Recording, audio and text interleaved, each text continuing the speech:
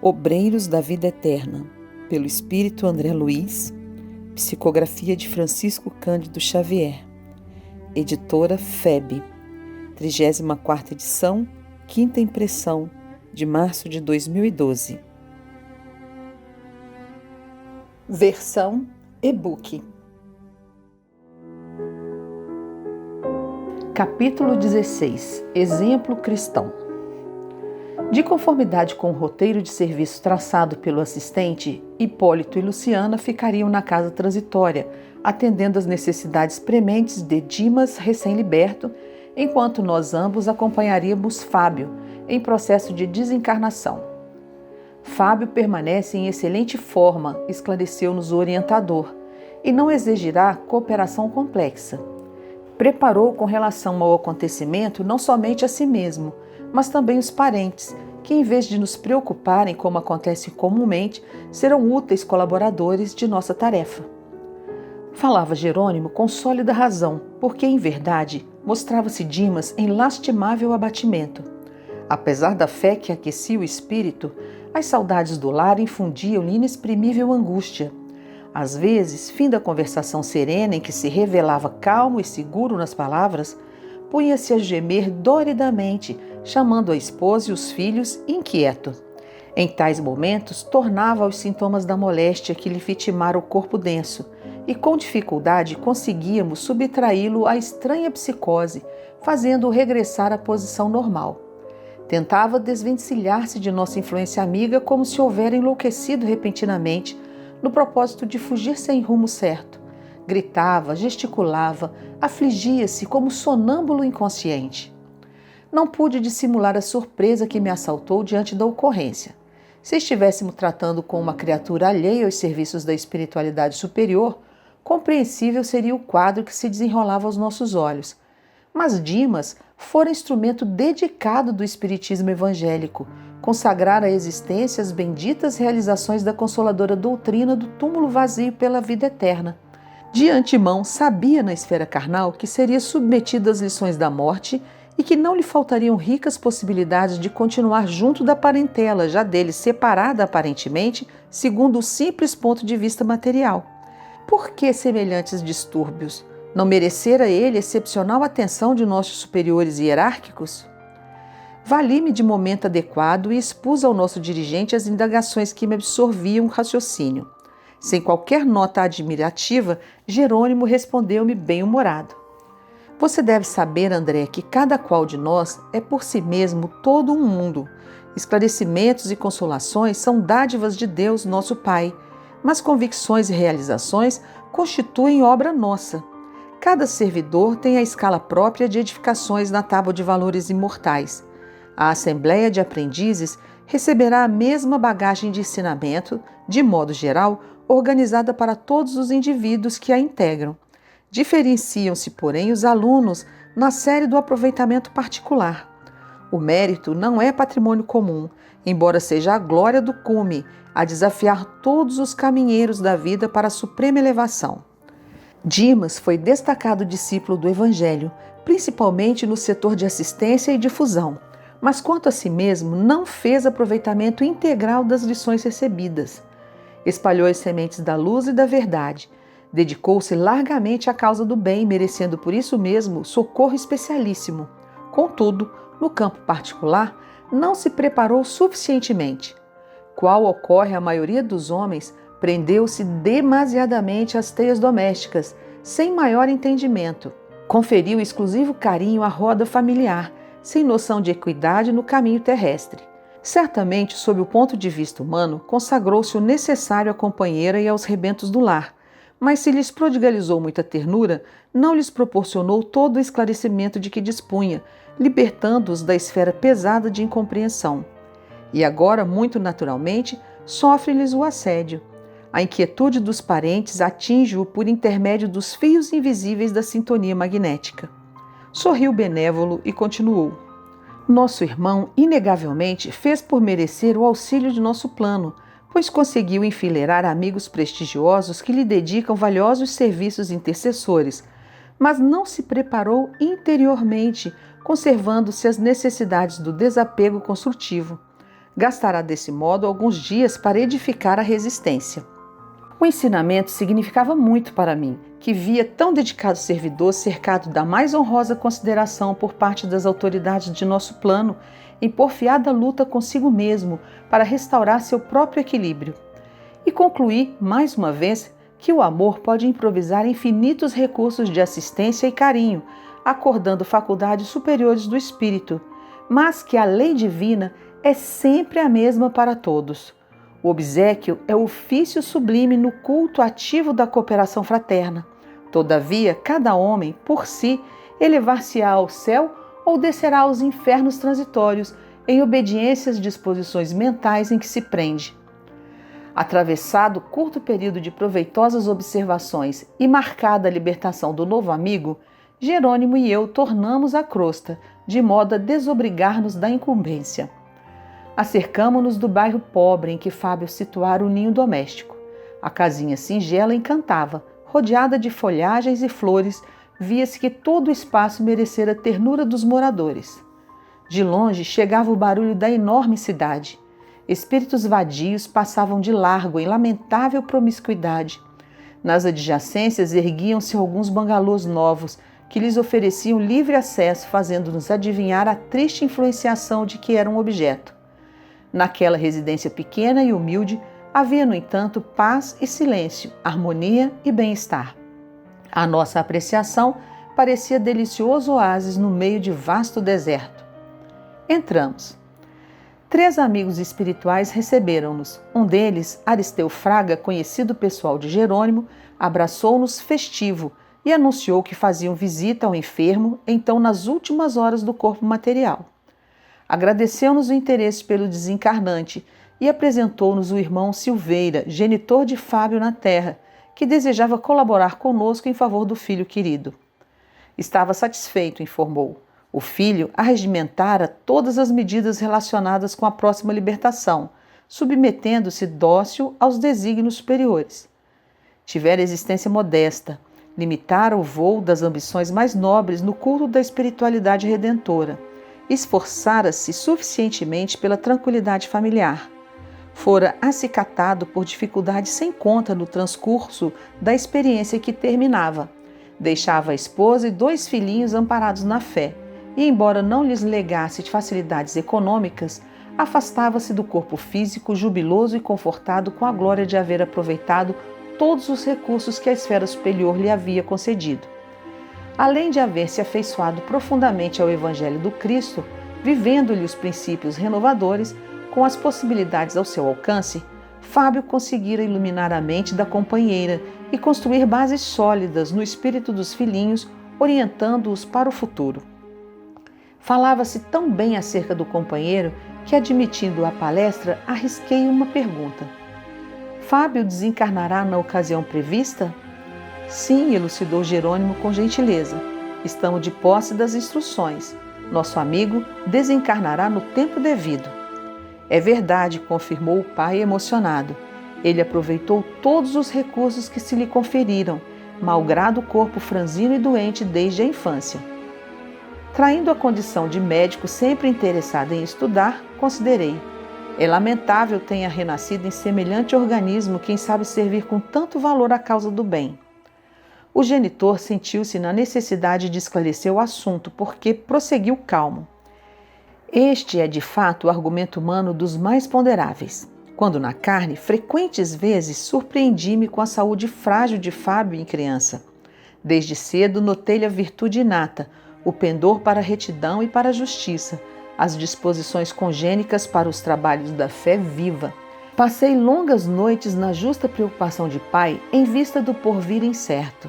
Como poderia nascer alma tão sensível e formosa como a dele em vaso tão imperfeito? Aos 12 anos, foi atacado de pneumonia dupla que quase o arrebatou de nosso convívio. Clínico amigo chamou-me a atenção para a debilidade do rapazinho. Éramos, no entanto, demasiadamente pobres para tentar tratamentos caros em instância de repouso. Antes dos 14 anos, terminando o curso das letras primárias, conduziu ao serviço pela exigência imperiosa do ganha-pão. Sabia, como pai, que Fábio desejava continuar estudando para o aprimoramento das faculdades intelectuais em face dos seus pendores para o desenho e para a literatura, porque não poucas vezes surpreendi-o namorando o educandário vizinho de nossa casa, ralado de inveja ao reparar os colegiais em bandos festivos.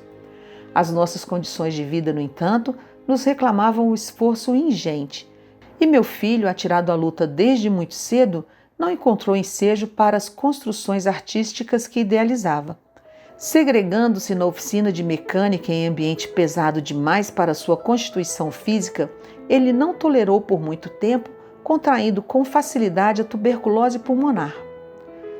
Mas chegou a saber a causa determinante da posição física de Fábio ao regressar ao plano espiritual? Indaguei. Isso representou um dos primeiros problemas que procurei elucidar. Passado algum tempo, fui devidamente esclarecido. Meu filho e eu fomos destacados fazendeiros na antiga nobreza rural fluminense. Nesta época, não muito recuada, Fábio, noutro nome e noutra forma, era igualmente meu filho. Eduquei-o com desvelado carinho e, por mais de uma vez, enviei-o à Europa, ansioso por elevar-lhe o padrão intelectual e cioso da nossa superioridade financeira.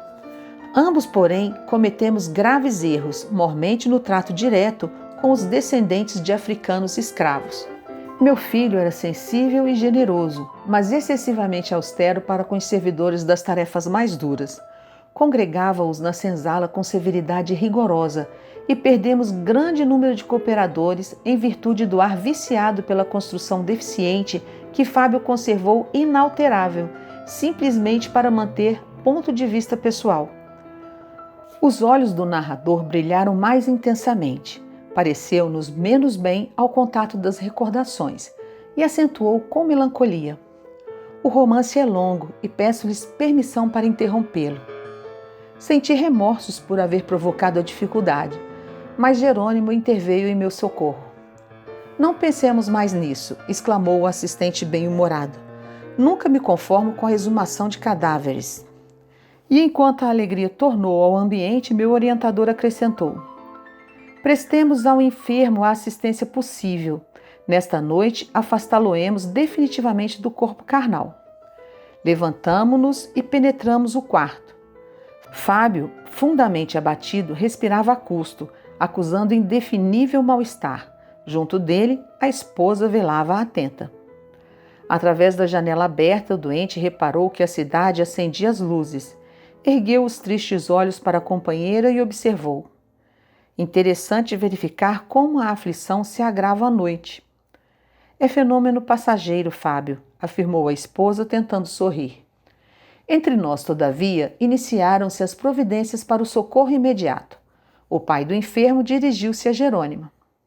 Sei que a libertação de Fábio exige grande esforço. Entretanto, desejava auxiliá-lo no derradeiro culto doméstico em que tomará parte fisicamente ao lado da família. Regra geral, as últimas conversações dos moribundos são gravadas com mais carinho pela memória dos que ficam.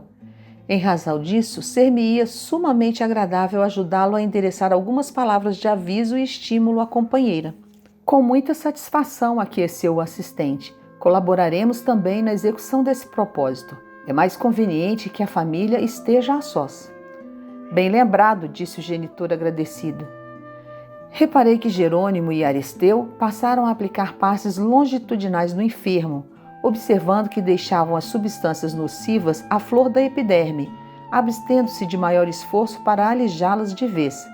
Fim da operação, indaguei dos motivos que os levaram a semelhante medida.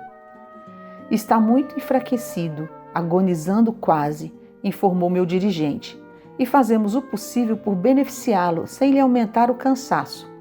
As substâncias retidas nas paredes da pele serão absorvidas pela água magnetizada do banho, a ser usada em breves minutos.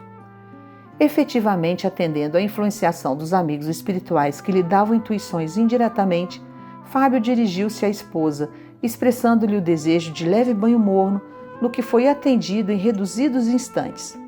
Jerônimo e Aristeu ministraram à água pura certos agentes de absorção e ampararam a dedicada senhora que, por sua vez, auxiliou o marido a banhar-se como se estivesse satisfazendo o desejo de uma criança. Notei admirado que a operação se fizera acompanhar de salutaríssimos efeitos, surpreendendo-me mais uma vez ante a capacidade absorvente da água comum. A matéria fluídica prejudicial fora integralmente retirada das glândulas sudoríparas. Terminado o banho, o enfermo voltou ao leito em pijama, de fisionomia confortada e espírito bem disposto. Algumas fricções de álcool levadas a efeito completaram-lhe a melhora fictícia. O relógio marcava alguns minutos além das 19 horas. Silveira, que se havia ausentado, voltou depressa, falando particularmente a Jerônimo, a quem informou: tudo pronto. Conseguiremos a reunião exclusiva da família. O assistente mostrou satisfação e salientou a necessidade de acelerar o ritmo do trabalho. O bondoso pai desencarnado movimentou-se. A tecla mais sensível à nossa atuação foi quando Fábio se dirigiu à esposa ponderando: creio não devemos adiar o serviço da prece. Sinto-me inexplicavelmente melhor e desejaria aproveitar a pausa do repouso. Dona Mercedes, a abnegada senhora, trouxe ambas as crianças, que se sentaram na posição respeitosa de ouvintes. E enquanto a esposa se acomodou ao lado dos pequenos, o enfermo, auxiliado pelo pai, abriu o Novo Testamento na primeira epístola de Paulo de Tarso aos Coríntios e leu o versículo 44 do capítulo 15. Semeia-se corpo animal, ressuscitará corpo espiritual.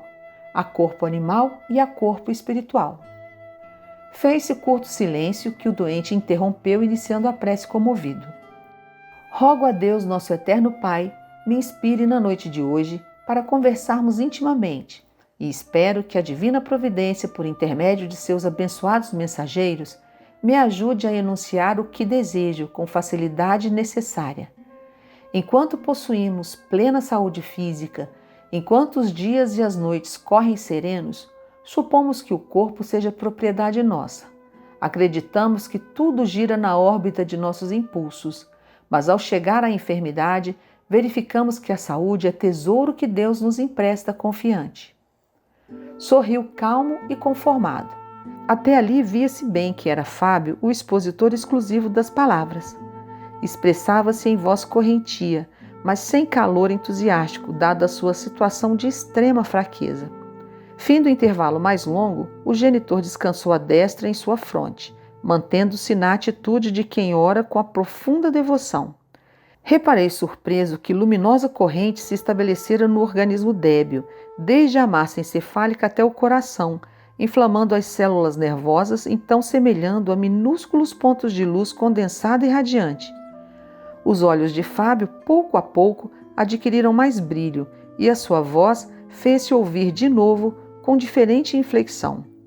Dirigindo à esposa e aos filhinhos o olhar terno, agora otimista e percussiente, passou a dizer inspirado: estou satisfeito pela oportunidade de trocarmos ideias a sós dentro da fé que nos identifica. É significativa a ausência dos velhos amigos que nos acompanham às orações familiares desde muitos anos. Não é sem razão. Precisamos comentar as nossas necessidades cheios de bom ânimo, dentro da noção da próxima despedida.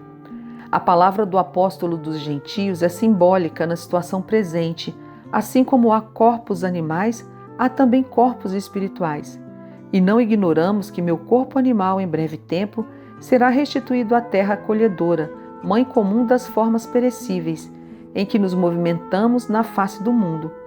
Algo me diz ao coração que esta será talvez a última noite em que me reunirei com vocês neste corpo. Nos momentos em que o sono me abençoa, sinto-me nas vésperas de grande liberdade.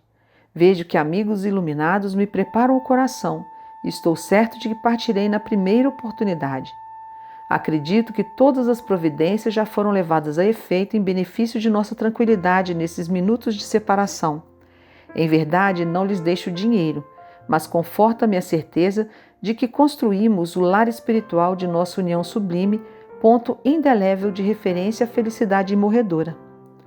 Fitou particularmente a esposa, tomado de maior emoção, e prosseguiu: você, Mercedes, não temos obstáculos da sombra.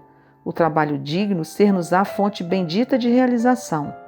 Creia que a saudade edificante estará sempre em meu espírito, seja onde for, saudade de sua convivência, de sua afetuosa dedicação.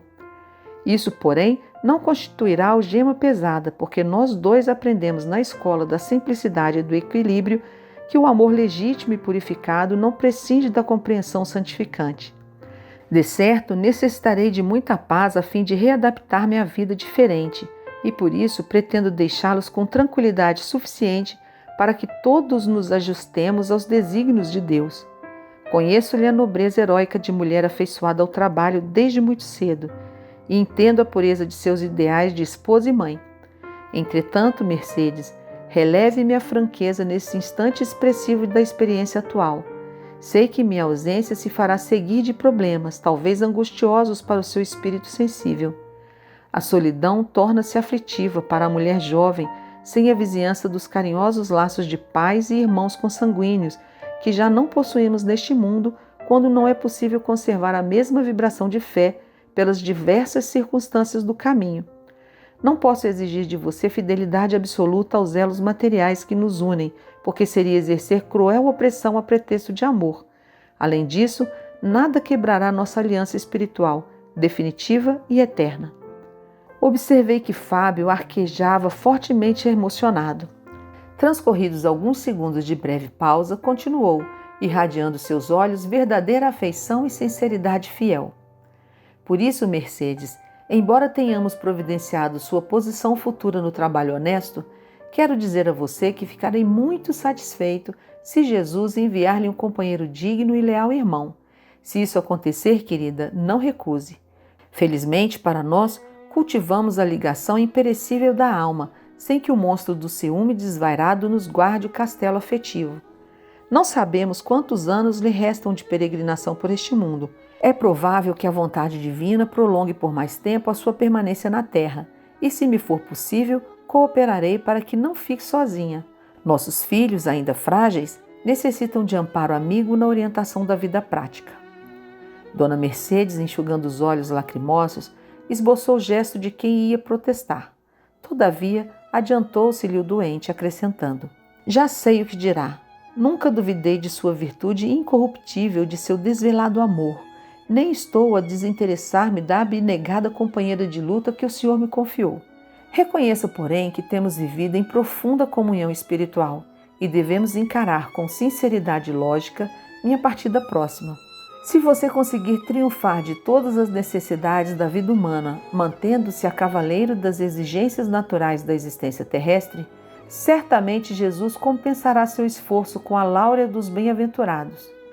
Todavia, não procure escalar o cume glorioso da plena vitória espiritual num só voo. Nossos corações, Mercedes, são como as aves. Alguns já conquistaram a prodigiosa força da águia. Outros, contudo, guardam ainda a fragilidade do beija-flor. Sofreria de fato por minha vez se a visse afrontando a montanha redentora com falsa energia. Não tenha medo. Criaturas perversas não amedrontam almas prudentes. Concedeu-nos o Senhor bastante luz espiritual para discernir. Você jamais poderá ser vítima de exploradores inconscientes, porque o Evangelho de Jesus está colocado diante dos seus olhos para iluminar o caminho escolhido. Portanto, a observação e o juízo, o exercício espiritual e a inspiração de ordem superior permanecerão a serviço de suas decisões sentimentais. E creia que farei tudo em espírito por auxiliá-la nesse sentido. Sorria com esforço enquanto a esposa chorava discretamente. Após longo interregno, frisou: se eu puder, trarei estrelas do firmamento para enfeite de suas esperanças. Você estará sempre mais viva em meu coração. Amarei também todos aqueles que forem assinalados por sua estima enobrecedora. Em seguida, após fitar demoradamente os filhinhos, aduziu: a palavra apostólica do Evangelho conforta-nos e esclarece-nos, como se faz indispensável. Em breve tempo, reunir-me-ei aos nossos na vida maior. Perderei meu corpo animal, mas conquistarei a ressurreição no corpo espiritual a fim de esperá-los alegremente. Verificava-se que o enfermo despendera muito esforço, fatigara-se. O genitor retirou a destra da fronte de Fábio, desaparecendo a corrente fluídico-luminosa que o ajudara a pronunciar aquela impressionante alocução de amor acrisolado. Demonstrando sublime serenidade nos olhos brilhantes, recostou-se nos volumosos travesseiros algo abatido. Dona Mercedes compôs a fisionomia, afastando os vestígios das lágrimas, e falou para o filhinho mais velho: Você, Carlindo, fará a prece final.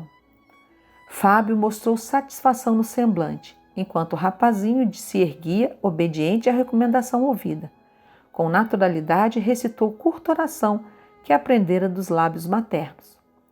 Poderoso Pai dos céus, abençoa-nos, concedendo-nos a força precisa para a execução de tua lei trazida ao mundo com o Evangelho de nosso Senhor Jesus Cristo. Faze-nos melhores no dia de hoje para que possamos encontrar-te amanhã. Se permites, ó meu Deus, nós te pedimos a saúde do papai, de acordo com a tua soberana vontade. Assim seja. Terminada a rogativa e quando os pequenos beijavam sua mamãe, antes do sono tranquilo, o enfermo pediu à esposa com humildade: Mercedes, se você concorda, sentir-me-ia feliz por beijar hoje os meninos. A senhora aqueceu comovida. Traga-me um lenço novo, solicitou o esposo enternecido. A dona da casa, em poucos instantes, apresentava-lhe alvo fragmento de linho. Emocionado, vi que o pai cristão aplicou o nevado pano à cabeleira das crianças e beijou o linho, em vez de oscular-lhes os cabelos. Contudo, havia tanta alma, tanto fervor afetivo naquele gesto, que reparei o jato de luz que lhe saía da boca, atingindo a mente dos pequeninos. O beijo saturava-se de magnetismo santificante. Jerônimo, comovido de maneira especial, dirigiu-se a mim em voz sussurrante: Outros verão micróbios, nós vemos amor. Logo após, a pequena família recolheu-se. O enfermo sentia-se singularmente melhorado, bem disposto. Em nosso grupo havia geral contentamento. As crianças dormiram sem demora e foram por Aristeu conduzidas fora do corpo físico a uma paisagem de alegria, de modo a se entreterem descuidadas. A sós com o doente e a esposa, que tentavam conciliar o sono, encetamos o serviço de libertação. Enquanto Silveira amparava o filho com inexcedível carinho, Jerônimo aplicava ao enfermo passes anestesiantes. Fábio sentiu-se bafejado por deliciosas sensações de repouso. Em seguida, o assistente deteve-se em complicada operação magnética sobre os órgãos vitais da respiração e observei a ruptura de importante vaso. O paciente tossiu e, num átimo, o sangue fluiu-lhe à boca aos borbotões. Dona Mercedes levantou-se assustada, mas o esposo, falando dificilmente, tranquilizou-a. Pode chamar o médico. Entretanto, Mercedes, não se preocupe. É justamente o fim. Enquanto prosseguiu Jerônimo separando o organismo perispiritual do corpo débil, Dona Mercedes pediu o socorro de um vizinho que saiu prestativo em busca do clínico especializado. O médico não tardou, trazido celeremente por automóvel, mas embalde aplicaram a solução de adrenalina, a sangria no braço, os sinapismos nos pés e as ventosas secas no peito. O sangue, em golfadas rubras, fluía sempre, sempre. Reparei que Jerônimo repetiu o processo de libertação praticado em Dimas, mas com espantosa facilidade. Depois da ação desenvolvida sobre o plexo solar, o coração e o cérebro desatado no vital, Fábio fora completamente afastado do corpo físico. Por fim, brilhava o cordão fluídico prateado com formosa luz. Amparado pelo genitor, o recém-liberto descansava sonolento, sem consciência exata da situação. Supus que o caso de Dimas se repetiria ali minudência por minudência. Porém, 1 hora depois da desencarnação, Jerônimo cortou o apêndice luminoso. Está completamente livre, declarou meu orientador satisfeito. O pai, enternecido, depositou sobre a fronte do filho desencarnado, em brando sono, um beijo repassado de amor e entregou-o a Jerônimo, asseverando: Não desejo que ele me reconheça de pronto. Não seria aproveitável levá-lo agora a recordações do passado. Encontrá-lo-ei mais tarde, quando tenha de partir da instituição socorrista para as zonas mais altas. Pode conduzi-lo sem perda de tempo. Incumbir-me-ei de velar pelo cadáver, inutilizando os derradeiros resíduos vitais contra o abuso de qualquer entidade inconsciente e perversa. O assistente agradeceu emocionado e partimos, conduzindo o sagrado depósito que nos fora confiado. Enquanto prosseguíamos espaço acima, contemplei respeitoso o primeiro anúncio da aurora e, observando Fábio adormecido, tive a impressão de que gloriosos portos do céu se iluminavam de sol para receber aquele homem, de sublime exemplo cristão, que subia vitorioso da terra.